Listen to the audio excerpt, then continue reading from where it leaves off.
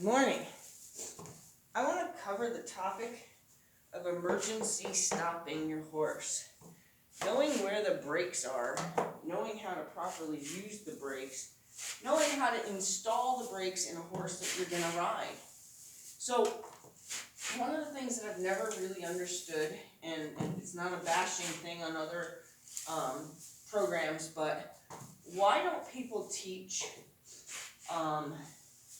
how to stop a horse, how to actively tell a horse in a communication, I can stop your feet, I can stop your feet. I don't understand why only trainers seem to know how to do that, and why every person out there doesn't know how to stop a horse, doesn't know how to get them to at least apply the brakes heavy enough that they can slow the horse down enough to jump off if an emergency occurs and they need to get off. So I want to say that every horse that I get on, I teach where their brakes are. I teach them that I am familiar with their braking system. And what I do is I take them in hand while on the ground. Of course, your brakes are much more effective to apply when you're on the ground. I take the horse and I ask him to bend around to his elbow. And I stay with him at his elbow, with his nose to his elbow, until he is not moving his feet, and then I release. And when I release, that's what teaches him that the answer wasn't just put your nose to your elbow. The answer to this puzzle is to stop moving your feet. And I do that several times in both directions. A lot of trainers will do that as also a lateral flexion to help supple a horse. But this particular exercise is to tell the horse, I do not want you to move your feet. When I pull you into this position, I do not want you to move your feet.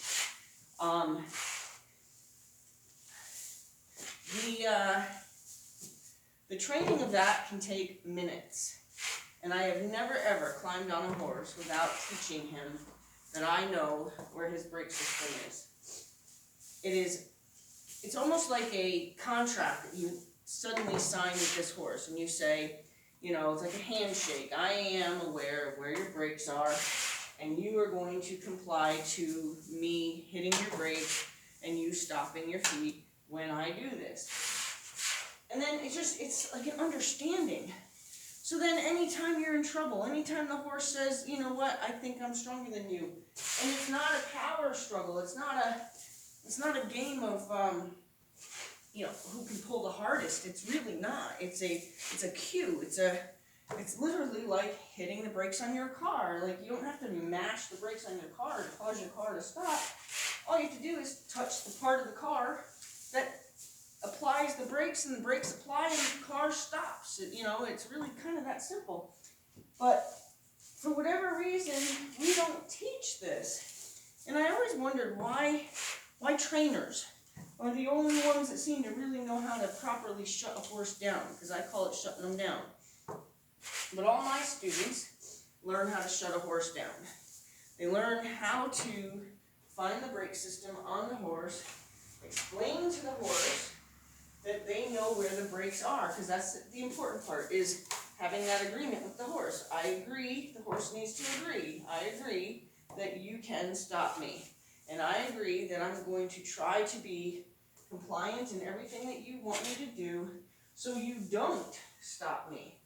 Now, this is not as simple as pull the horse around in a circle. Now, I've heard people teach that.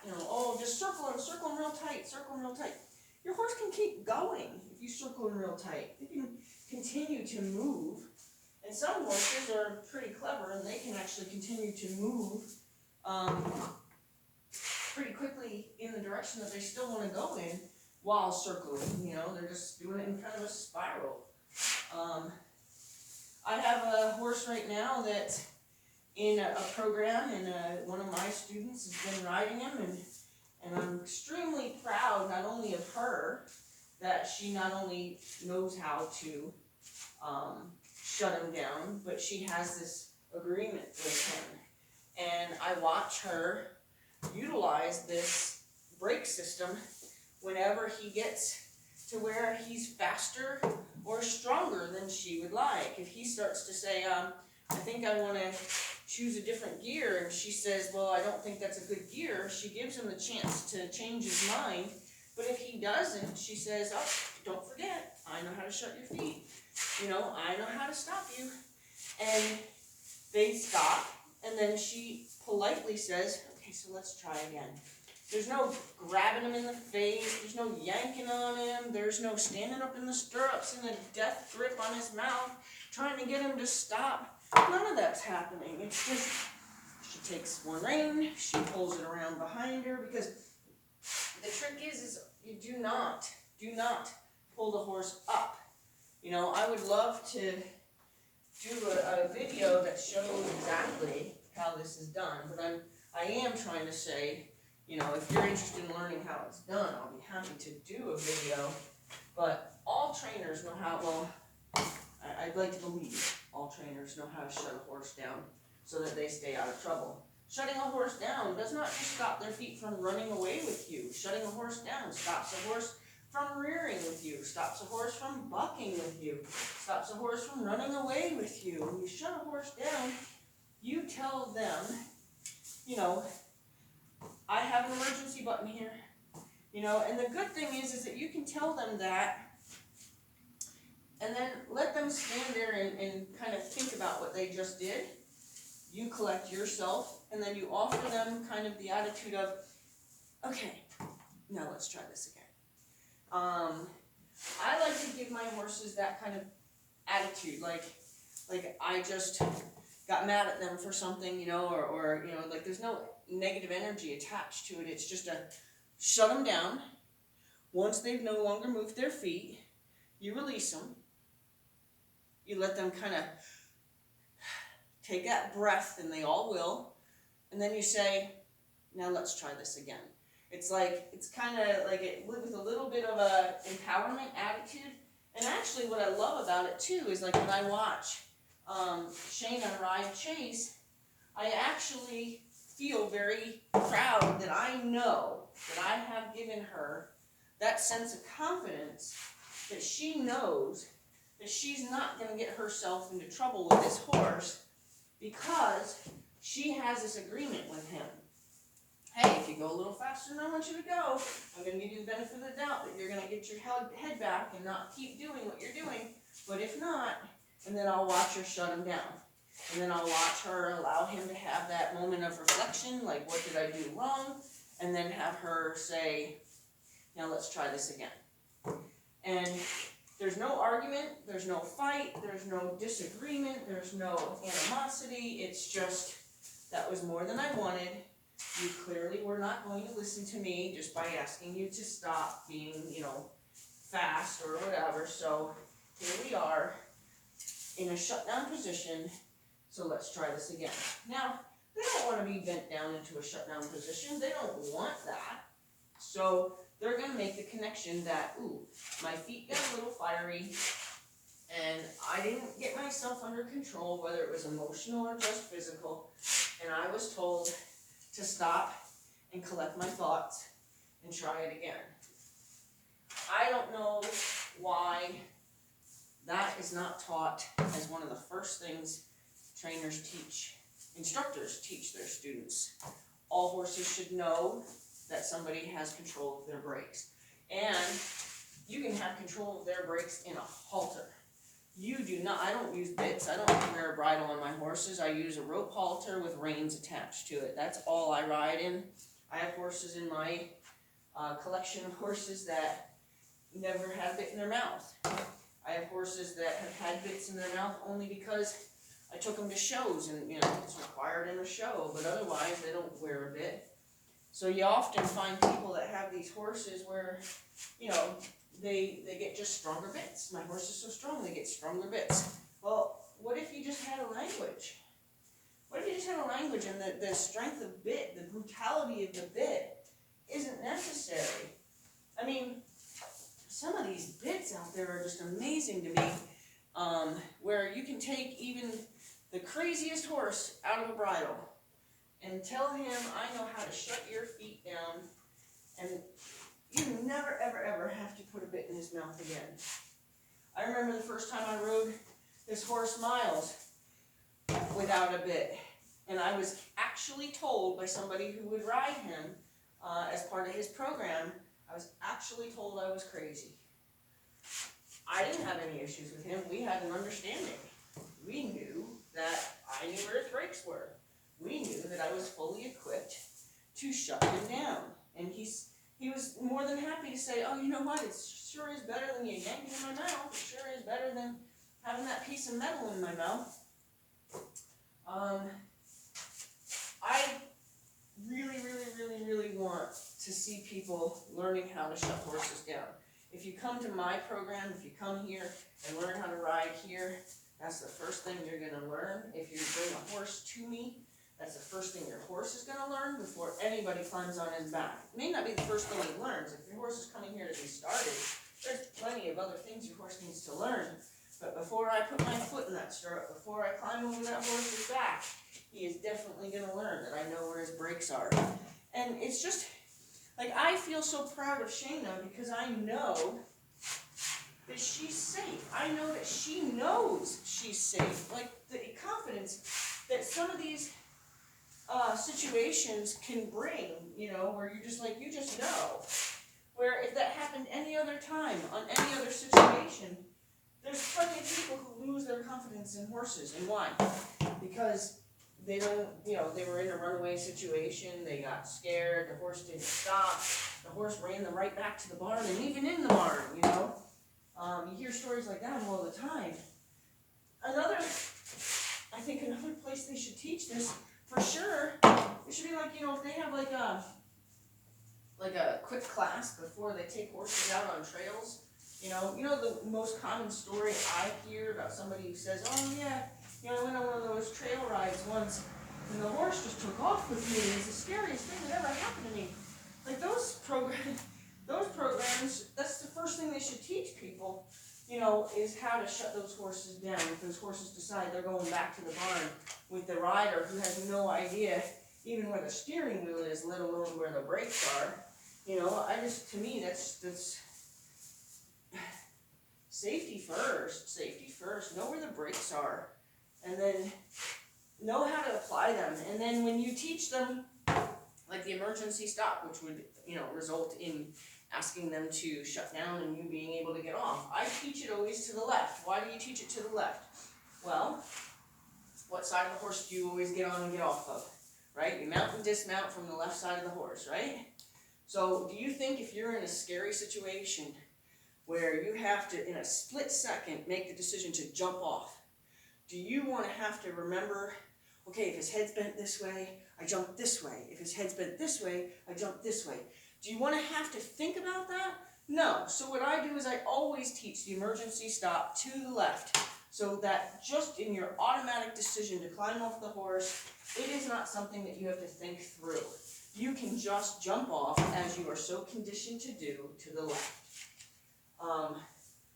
If I taught it to the right, and I teach the flexion to the left and to the right, but if I taught the dismount, if I taught the emergency stop to the left and to the right, you can end up getting yourself in trouble that way, because if you did have to dismount and the horse was going a little bit faster, still hadn't come to any complete stop, and you dismount to the left and you pulled the horse to the right, you can pull the horse right on top of you. Imagine if you've got the horse pulled this way, his body is going to go this way and follow his nose. So if you've jumped off to the left and you pulled the horse this way, now you're on the ground still pulling the horse, he's going to run you over. So I do not teach the emergency dismount or the emergency stop to the right. I teach flexion, which is good for their flexibility and for their for their muscle tone and stuff like that. I teach flexion, which is important, but I don't teach the emergency stop in any direction but to the left. I do teach the emergency dismount. I recently had, sorry, I know that's loud because I've noticed in my videos that part's pretty loud. I noticed in one of my lessons, I was told by a woman who teaches kids that the way she teaches the emergency dismount, she just tells kids to jump off. Like, no. So I spent time teaching her how to do an emergency stop, how to do an emergency dismount. And now she can go back and teach these kids a safe way, because the first thing I thought of is broken ankles. You know, these kids are gonna hit the ground with these horses in, you know, with some momentum, and these kids are gonna hit the ground, and they're gonna twist an ankle. You know, how many times have you rolled an ankle in a rut, you know, walking through undulated ground? Like, to have kids jumping off of horses at speeds, even, not just at a standstill, but at speeds, that's a risk. I mean, don't get me wrong, that's how I think I learned when I was really little, is just to jump off of a horse when you were in trouble, no matter how fast they were going. I mean, I remember jumping off of a horse at a canter, but I don't advise teaching it that way. And when you can teach it a way where you can tell the kids how to stop a horse, how to make their feet stop moving first, or at least get damn close to stopping. You know, if you can only slow them down, like if you're in trouble, like if that horse is, say, running for the road or running for a cliff or running somewhere where you're just only getting the brakes applied, but you're not going to get that horse completely stopped, and you recognize that you're not going to get the horse completely stopped, at least realize you have the ability to slow them down enough that you can probably safely dismount that horse before you get to the road, or dismount that horse before you get to the cliff, even if it's at faster than a stop, but at least it's not at a dead run. Yeah, I'm pretty passionate about emergency stops. I'm pretty passionate about teaching people the value of knowing where your horse's brakes are. When I watch Shayna ride Chase, and I say to myself, wow, you know, that's so cool that I know she feels that she has the confidence to stop that horse if she needs him to stop. And she has the, you know, it's a confidence builder. Don't you think if you're afraid to ride because you don't really know once you're on top of that animal, if you're just at his mercy? And people have been on those rides. I was on one of those rides, and I was in the hospital for a really long time because I was on one of those rides. And it was ever since then that I always said, ho means ho, it'll save your life someday. And that's been kind of my mission in life, is to teach people to never, ever, ever go for one of those wild rides like I went for, and never find themselves in a hospital at 14 years old being told they're never going to walk again. I don't want anyone ever to have to feel that way or have to go through that kind of recovery. And so it's my mission to just help people know how to stop a horse, and help people that know if your horse gets going even 2 strides faster than you want him to, you have control of that. Even in a halter, even in a rope halter. Now, mind you, there's a difference between a rope halter and your standard stable halter. Standard stable halter is flat, leather, nylon, whatever. Your horse can pull on that, and it's really not that effective as a training tool or as some kind of communication tool. A rope halter has less. It's like leaning against my hand or leaning against my fingers. Which one can you lean on a little bit more comfortably? You're going to lean on my hand because my fingers are going to make you uncomfortable. So it's kind of the difference. Like, one's a flat piece of leather or a flat piece of nylon, and one's just kind of a straight line. So I don't recommend riding in a regular halter. I don't think you have the kind of control that you do with a rope halter, because a horse isn't going to lean on a rope halter like they would lean on a nylon halter or a leather halter. So that's not, when I say a halter, I mean a rope halter. But I want so badly to make sure that everybody that ever comes through my program, anybody that I ever watch ride, that I can help empower them with the knowledge and the confidence that no matter what, whether the horse starts bucking, whether the horse starts to rear, whether the horse starts to run off with them, that no matter what, they have the skills, the tools and the practice to stop a horse no matter what. Like, it doesn't even have to be something that they think through the steps. Like, we practice it over and over again, and I can be in the middle of a lesson and I can say, emergency stop. And that person, whether they're walk, trot, canter, whether they're focused on something else, I expect them to shut the horse down right then and there. Not as a punishment to the horse, but as a way to practice under all circumstances, under any moment of concentration in another way. Boom, you're told to stop the horse. Boom, stop the horse. It's important to me. It's important to me.